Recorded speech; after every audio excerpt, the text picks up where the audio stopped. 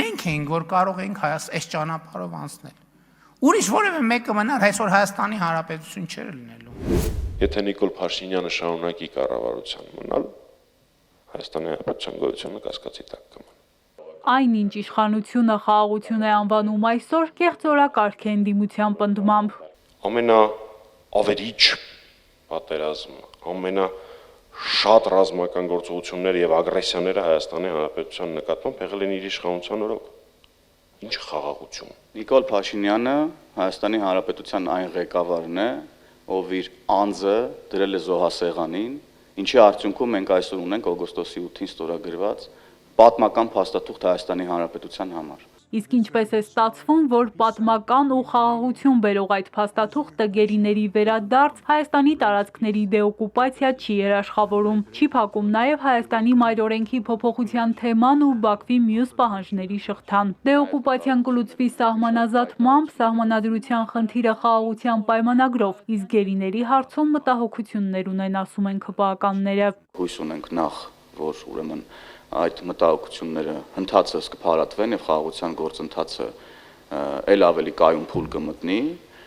ինչի արդյունքում կստեղծվի միջավայր, երբ հնարավոր կլինի ուրեմն մեր բոլոր հայրենակիցներին վերադարձնել տուն։ Թվում է, թե պիտի Հայաստանի քաղաքական, թե ներքաղաքական եւ թե արտաքին քաղաքական օրակարգում մեր գերիների ռազմաքաղաքական այլ ղեկավարության վերադարձի հարցը լիներ ամենաբարձր առաջնահերթությունը գերակայությունը եւ հակառակ մի շարք պնդումներին, որը կատարվել է նաեւ արտաքին գործերի նախարարի շուրթերով, թե իբրև թե մեր իրենց գերակայությունը եւ բոլոր հնարավոր միջազգային ատյանները օգտագործում են, միջազգային ամբիոնները օգտագործում են այդ հարթակները գերիների վերադարձի առնչությամբ, բայց արդյունքում ունենք 0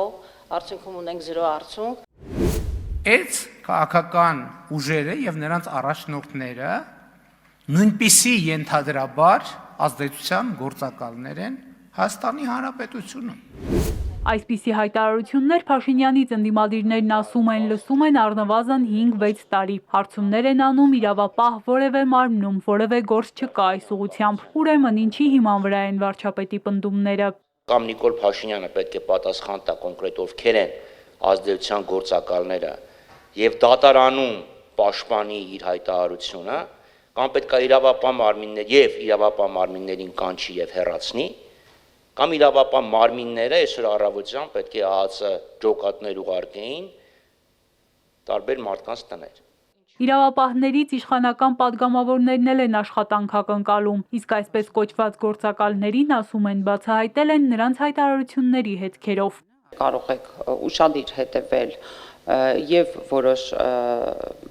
քաղաքական թիմերի խոսույթներին եւ որոշ հոգեվորականների խոսույթներին եւ նրանց խոսույթները ամբողջությամբ համընկնում են այլ երկրների շահը սպասարկող խոսույթների եւ իրենց ռոպագանդիստների հետ։